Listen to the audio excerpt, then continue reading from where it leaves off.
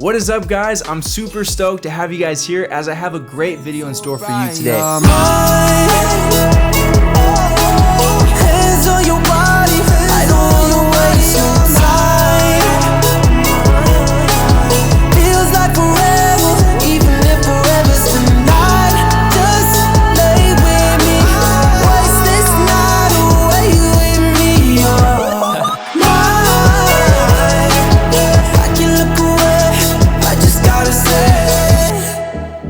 Now in this one, we're going to be covering how to create a more cinematic experience with your visuals when it comes to filming an engagement video. Now first things first, this is going to be a completely different experience of filming in comparison to the actual wedding day, as you have more control over movements, poses, and camera angles. So before we jump into this actual breakdown, let's check out the most recent engagement video that I filmed with a couple out in the California desert, a place called Vasquezrocks. Enjoy.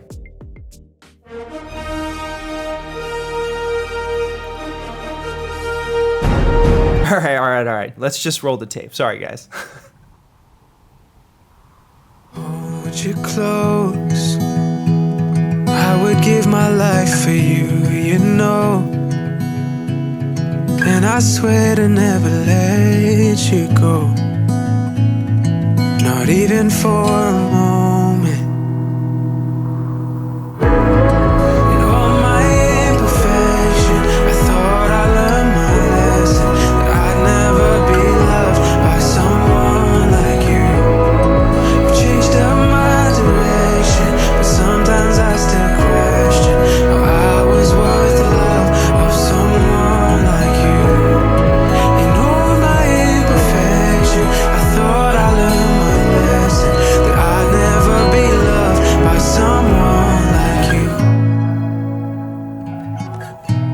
Someone like you.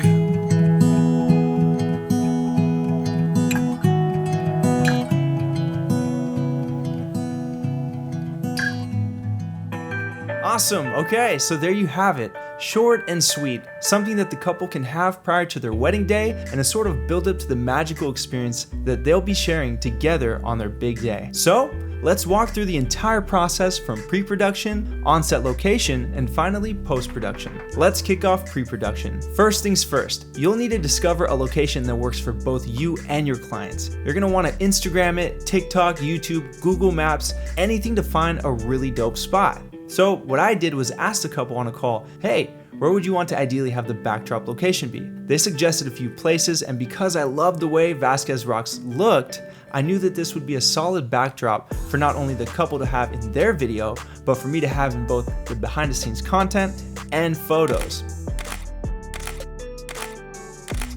Plus, it made for a fun road trip for my wife and I to go explore a brand new location. Next up, you'll need to lock in your camera setup. Figure out how you want this video to look, and if you only have one option of a camera, go for it, and make sure each shot that you shoot is your best one by getting the max capabilities out of it. Now I have both Canon and Blackmagic cameras, so for me it was no brainer to use the Blackmagic rig that I have so that I could create a more cinematic look. But if all you do have again is just a basic DSLR or mirrorless camera, make that camera work for you. I truly believe it really comes down to how you use it. Now, just as important as your camera setup is also understanding the focal lengths that you're gonna wanna use on your shoot. My go-to lens, which provides me a medium compressed image, is gonna be the 35mm lens. Now I'm able to capture closer, intimate shots, medium-sized shots, and even those wider, more establishing shots. Now, in order to get the blurry, shallow depth of field look, known as bokeh, you can accomplish this with lenses that have fast apertures. Now, because this does open up your lens to more light, you're gonna need what's called an ND filter, or sunglasses for your lens. I like to use the first generation Polar Pro Peter McKinnon neutral density filter, and it works like a charm. Now keep in mind that it does tend to give a color shift in your images, like pretty much any other variable ND filter for that matter. Now because I do shoot on Blackmagic cameras, I'm able to shoot raw footage with 12-bit color, which is a piece of cake to fix during the post-production process. Now there are ways to go around this when shooting on a DSLR or a mirrorless camera, but we'll save that for another video. Now let's focus on location. So moving on, you'll need to understand that it's really all about timing. Now, although you did do the upfront research, make sure you get there at least 30 minutes to an hour earlier. This is gonna help you in figuring out lighting, location scouting, and places to take some photos for yourself. Also, quick note, make sure you give yourself at least an hour and a half of sunlight for the actual time of filming. This way you're able to get brighter shots in the beginning and more intimate sunset type of shots as the evening progresses. This next one is super important, meeting the couple and directing them. Here's how I like to open things up before the shoot. Because keep in mind, they've never been in front of a camera, let alone have someone so close to them when showing emotional love with their partner. I always like to start things off with, hey guys, look, I know this is totally out of your comfort zone. This will feel weird at first, but as we progress through this shoot, you'll feel more confident. Nothing you guys do is gonna be weird, and we'll make sure to get the best angles of you to make this look as amazing as possible. Now, from my experience, this will never get them in the most comfortable state for filming, but what it does do is let them know that you're here for them and that you'll walk them through the entire process, which will in the end make them feel more comfortable. You'll want to give them a couple of pose ideas up front, like running, some weird spaghetti arms, the bear hug, and a few others. This way they kind of know what to expect moving forward along with the shoot. Now, with everything you've planned and prepped, the next step is for you to make sure that when you press that record button, you know exactly what you're looking for. To maximize my shots and angles, even with one lens, what I like to do is take 3 different takes. One wide to showcase the environment, either with or without the couple, one mid shot where I'm able to get closer yet still give context to the environment, and one close-up shot so that I can feel the emotions of the couple. Sticking with this model is going to provide you more than enough footage to work with in post, each creating a visually different emotion. Try doing this with every pose, every movement, and every stationary shot. It's my go-to every time. Alright guys, I know this next one is gonna sting just a little bit. Please ditch your gimbals. For all you gimbal lovers out there, just picture this. You're sitting watching the most recent Marvel movie, right? It's got a great storyline and all the action. But what once used to amaze you with all the explosions and all the fighting sequences out in space, now seems kind of meh, right? This was fun! No! Now let's jump into a more recent movie like Top Gun Maverick.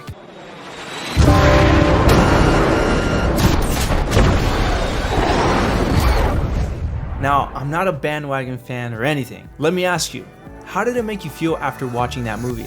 The stunts pool, the cinematography around the planes flying so close to one another, it just felt like it had substance, right? There was just something different or real about it. Now, this comparison is just about the same when talking about filming with gimbals. Because it's such an overused piece of gear now, all we see in every cinematic video on social media or YouTube, which has been filmed on a gimbal, that unique gliding feeling that we once had, which was mind-blowing to create, has now been a completely overused style, which makes footage seem kind of stale. Now I'm going to challenge you to shoot handheld. Now trust in your ability to create motivated movements based on your environment and experiment with shots. So you can see in this footage here that I actually tried running with the couple, all while trying to rack my focus around them. Now I could have easily filmed them on a gimbal, kept them mid-frame the entire time and had 0 bumps. But in the end, by shooting this as raw as possible, handheld, I created a more natural feel, which was perfect for this moon-like experience of an environment. So Maverick, ditch the gimbal and get creative.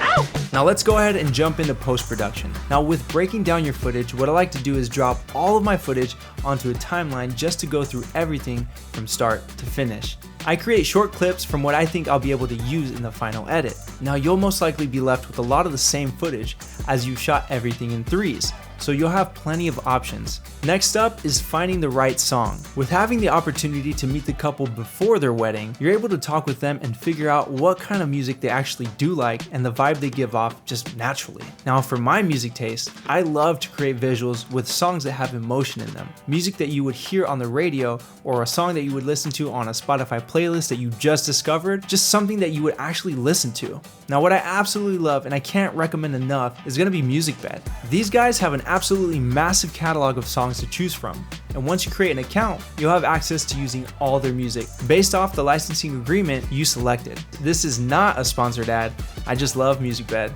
So now that you have your shots cut, your music picked out, This is where you get creative for social media in mind. Go ahead and chop it up to fit within the time frame of a standard social media post. Whether it's 15, 30, 45, or 60 seconds, it really depends on what you want to create. Now keep in mind, with our attention span so used to short form content, that sweet spot for these kinds of engagement videos will sit anywhere between 30 and 60 seconds. Once you select the time frame, go ahead and drop your audio track below and start cutting it down to match the specific time frame you want to go with. Now it's time to tell a story.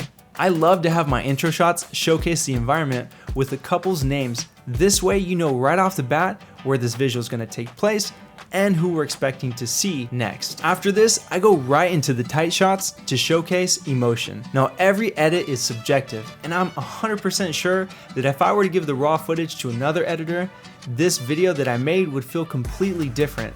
So keep in mind that your editing style may differ, and that's totally okay. So in my edits, I love to gradually introduce movement with the camera, which leads to more motion. You can see this here with the running shots, then back down to more stationary shots. Every shot should flow right into the next. This creates a subconscious motion to the viewer that makes physical sense, therefore making the motion feel effortless and smooth. Now once you have the entire edit down, go ahead and lock and mute the music track. This will give you the opportunity to layer in natural sounds. Now in this case, I added a few layers of wind and desert feel sounds to make it feel as if what you're experiencing on video is exactly what you would be hearing if you were there physically in that moment. Once you're done with that, go ahead and unlock everything. Watch your edit over and smooth out anything you might see in the edit to make sure it has a natural flow. Alright guys, now it's time to get colorful, but keep in mind, make it simple. Now I understand in this world that we live in, there's gonna be tons of free or pay to play LUTs out there that guarantee a cinematic looking color grade. Try and stay away from those, especially if there's some that say, hey, this is gonna be an orange and teal cinematic colored LUT. Trust me, you don't wanna use those. I fell into that temptation trap back in the day when I first started, and it's a little cringy to watch those videos, but I learned my lesson. Now because I shoot on Blackmagics, I wanted to find a color profile that would provide a solid base layer to work with that elevated my look, all while maintaining the integrity of my footage. Now if you do have that extra money to spend, I highly recommend Buttery LUTs. Now the catalog of LUTs that they do have ranges from Sony, Canon to Blackmagic, and even RE cameras. They have amazing Rec 709 LUTs along with other creative LUTs so that your options are completely endless. I'll drop their link below in the description so that you guys can access their site. Now after applying the LUT of my choice, I go ahead and make the adjustments to my liking based off what I remember seeing that day and create the look for the visual. Once I'm all completed, I'll go ahead and follow my render settings, and bam, the cinematic engagement video is completed. Now of course, this is just my way of going through the process, and there's plenty of other things that you can add to your workflow that make sense when filming and creating cinematic engagement videos. Now my hope is that you're able to take some of what I do, apply it to how you film, and create beautiful looking videos for your clients. Now if you made it this far, I just want to let you know how much I truly appreciate you. My hope is that you were able to learn something new from this video. Now if you have any questions on anything I've shared, I would love it if you jumped in the comment section below, and if you haven't yet clicked like or subscribe, that would be awesome if you did. Thanks again, and I appreciate you for sticking around to learn my workflow in creating cinematic engagement videos. I'll see you guys on the next one. Peace.